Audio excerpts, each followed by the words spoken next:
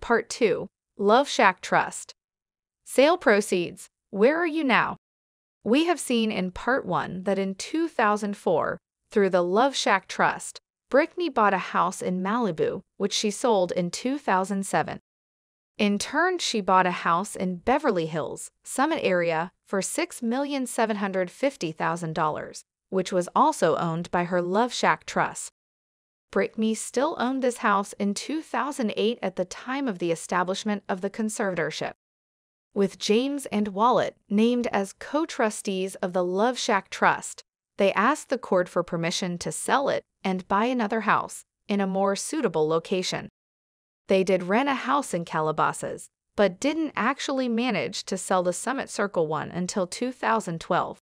This house was never reflected as property of the conservatorship, which makes sense because it was owned by the Love Shack Trust, and trusts are not conservatorship assets.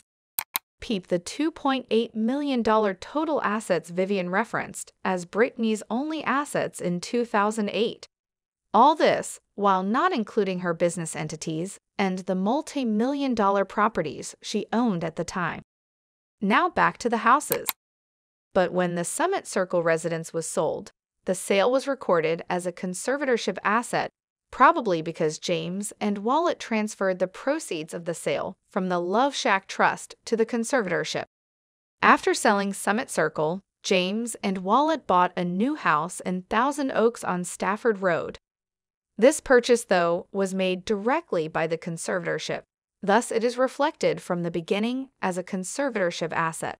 In 2015, they bought another house, also in Thousand Oaks, through a newly established company, which is considered a conservatorship asset, so again we see it in the accountings.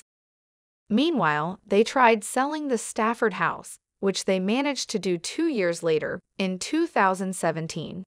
Remember that this property was owned directly by the conservatorship, not through a trust or company. Therefore, the sale should have been reflected as a receipt in 2017. But it is nowhere to be found. The Stafford residence appears as a non-cash asset of the conservatorship at the beginning of 2017, but no longer appears at the end of 2017, which would make sense except the fact that the $7 million from the sale were never recorded as being received by the conservatorship of the estate, as was the case for Summit Circle in 2012.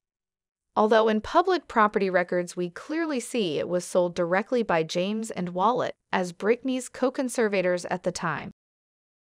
To be clear, we are not, necessarily, alleging that the funds were misappropriated. That is a possibility, of course, but at the very least, this is just another proof that the Accountings and Business Management Administration, led supposedly by Lou Taylor and her cohorts, for which Britney has paid millions of dollars for, were poorly prepared to say the least.